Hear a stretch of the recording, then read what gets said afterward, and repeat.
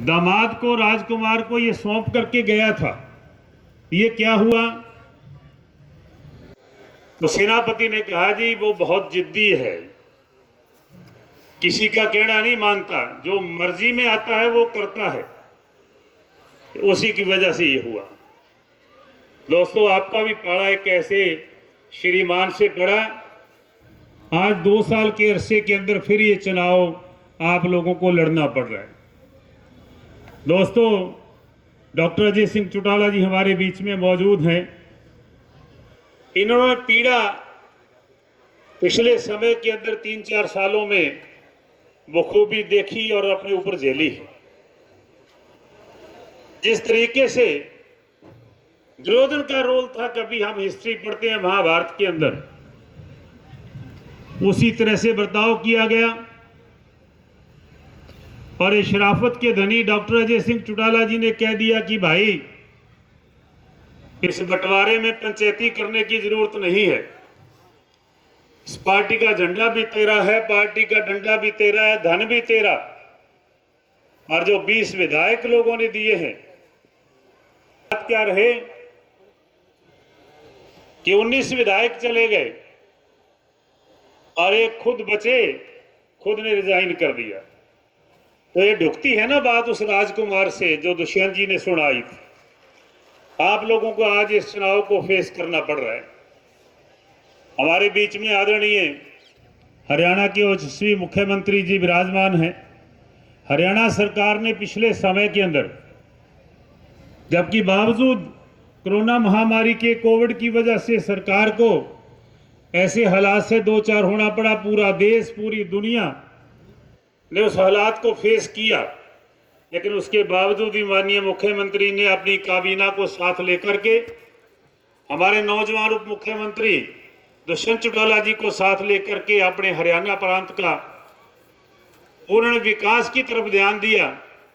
और दोस्तों, पिछले दिनों मैं तो धन्यवाद करूंगा हमारी सरकार को, माननीय मुख्यमंत्री जी को, कि जहां जिस एमएसपी के ऊपर शोर है कि एमएसपी खत्म होगी, उससे एमएसपी के ऊपर 11 फसलें किसान की खरीदने का सरकार ने काम किया। मैं धन्यवाद देता हूं माननीय मुख्यमंत्री जी को। और यही बसनी अपने किए हुए वायदों को हमारे नौजवान पढ़े लिखे जो बेरोजगार युवक हैं उनके लिए 75% नौकरियां प्राइवेट सेक्टर की उनको रिजर्व करने का काम किया। हरियाणा की माताओं को, बहनों को 50% पंचायती राज के चुनाव में हिस्सेदारी देने का काम किया। और दोस्तों, यही बसनी 30% पढ़ी लिखी महिलाओं को राशन डिपो में हिस्सेदारी देने का काम किया। बहुत महत्वपूर्ण फैसले हरियाणा सरकार ने लिए। बावजूद इसके कि बहुत सारी रुकावटें थी, किसान आंदोलन के रूप में भी बड़ी दिक्कत रही। मैं उम्मीद करता हूं जो 3 साल शेष है सरकार के, उसमें आप हिस्सेदारी करने जा रहे हैं। और दोस्तों, 3 साल की सरकार में हिस्सेदार बन के अपने इलाके का विकास करवाने जा रहे हैं। मैं तो आपसे निवेदन करूंगा, उस जिद्दी राजकुमार को छोड़ करके आपके बीच में गठबंधन का उम्मीदवार गोविंद कांडा जी, जैसे बताया गया कि यहाँ के आपके समाज सेवी परिवार है, मैं आपसे निवेदन करना चाहता हूँ आप सभी मिल करके इन बातों से दूर जा करके कि आज किसान आंदोलन के नाम पर लोगों को ठगा जा रहा है। हम देख रहे थे और बहुत सारे प्रमाण भी सामने आए कि इनेलो के पेड़ नौजवानों को किस तरीके से बहला करके, फुसला करके, नकली किसान बना करके सरकार के लोगों का, सरकार के उम्मीदवार का विरोध किया जा रहा है। इन सभी चीज़ों से सचेत होकर के मैं तो आपसे निवेदन करूंगा कि आप लोग मन बनाएं। निर्णायक दौर है चुनाव का, ये आखिरी 5-4 जो दिन होते हैं यही निर्णायक होते हैं। मैं उम्मीद करूंगा कि एलनाबाद की बहुत ही बहादुर आदरणीय जनता जनार्दन जो समक्ष बैठी है, ये सरकार द्वारा दिए गए, भारतीय जनता पार्टी और जननायक जनता पार्टी द्वारा दिए गए साझे उम्मीदवार भाई गोविंद कांडा को कमल के निशान के सामने वाला बटन दबा करके उसके हक में जीत दर्ज करने का काम करेंगे। सरकार में शरीक बनेंगे, सरकार में भागीदार बनेंगे, अपने इलाके का विकास करवाएंगे, ये मैं आपसे उम्मीद करता हूं। और मैं उम्मीद करूंगा कि आप इन सारी बातों पे खरा उतरने का काम करेंगे। आपका बहुत बहुत धन्यवाद, बहुत बहुत शुक्रिया।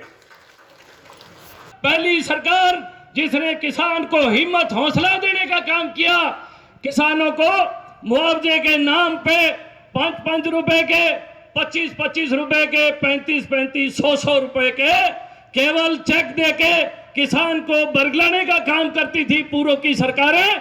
पहली माननीय मनोहर लाल जी की सरकार जिसने किसान को एक मुश्त 12,500 मुआवजा देने का काम किया। साथियों, ऐसी किसान हितैषी सरकार आज तक हरियाणा में नहीं बढ़ी। मैं चाहूंगा तालियां बजा के माननीय मुख्यमंत्री जी के इस ऐतिहासिक फैसले का स्वागत करें।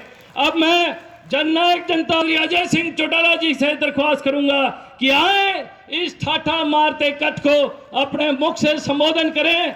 श्रीमान अजय सिंह चौटाला जी, राष्ट्रीय अध्यक्ष जननायक जनता पार्टी।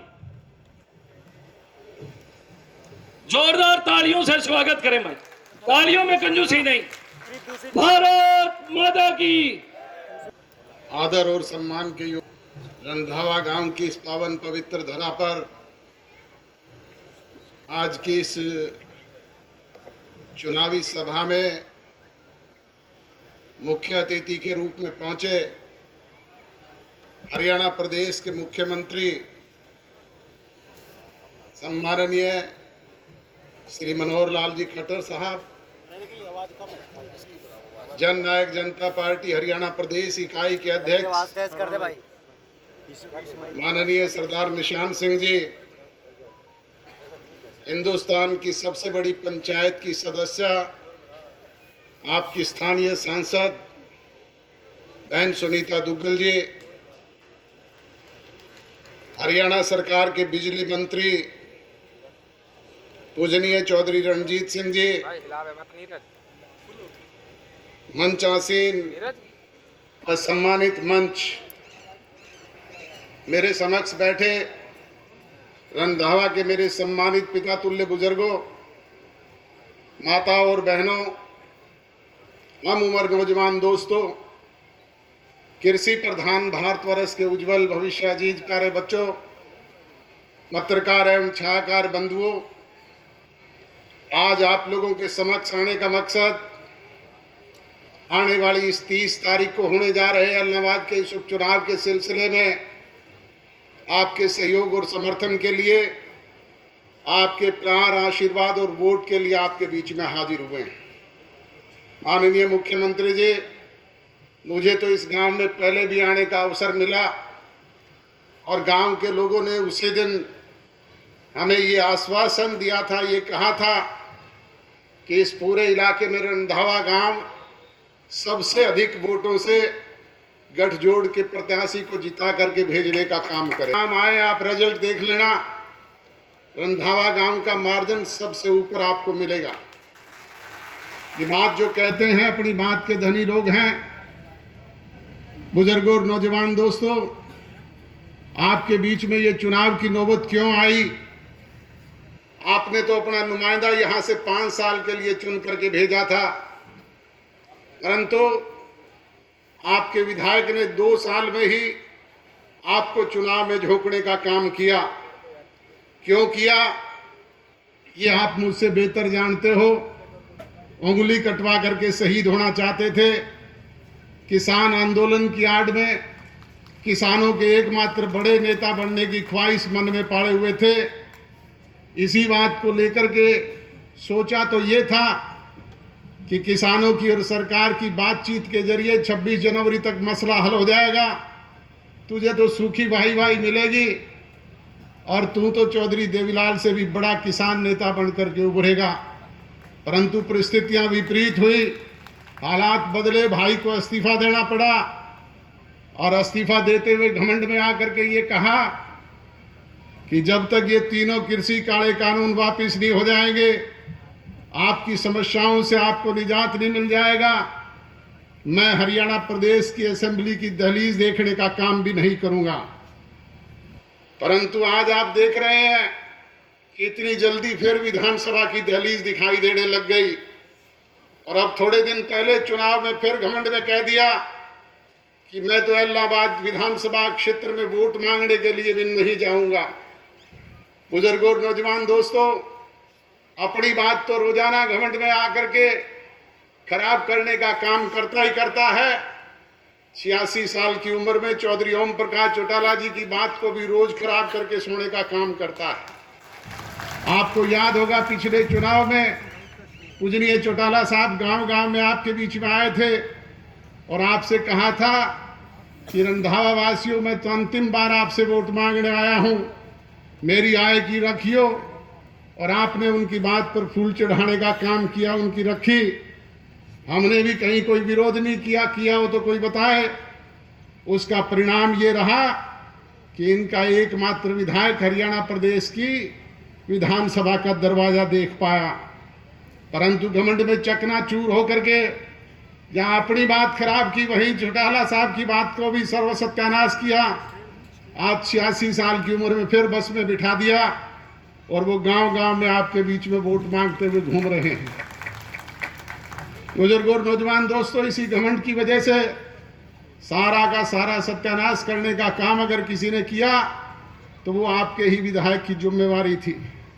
हमने तो जब पार्टी बाइफिरकेट हुई तब जींद की एक जनसभा में कहा था कि भाई ये पार्टी भी आपकी, झंडा भी आपका, डंडा भी आपका, ये चुनाव निशान भी आपका, पार्टी का फंड भी आपका, ये 20 विधायक भी आपके और 27% जो पार्टी को वोट मिले वो भी आपके।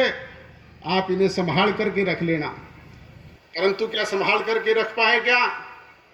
आपके सामने 27% वोट से घट करके तो आ गई 1.8% वोट पे, और वो 0.8 तो इलाहाबाद वालों ने दे दिए।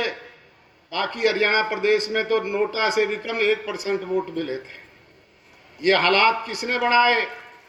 आपके बीच में 20 विधायक थे, अपोजिशन के लीडर थे। आज संख्या घट करके 1 रह गई। और मैं थोड़े दिन पहले कहा करता था कि थोड़े दिन के बाद में पूछोगे कि 1 होती थी इनेलो, आज तो वो 1 भी नहीं, 0 हो गई। इसके लिए जिम्मेवार कौन है? आप सभी में अंदाजा लगा सकते हैं। बात घमंड से और मैं से नहीं चलती, हम में ताकत होती है।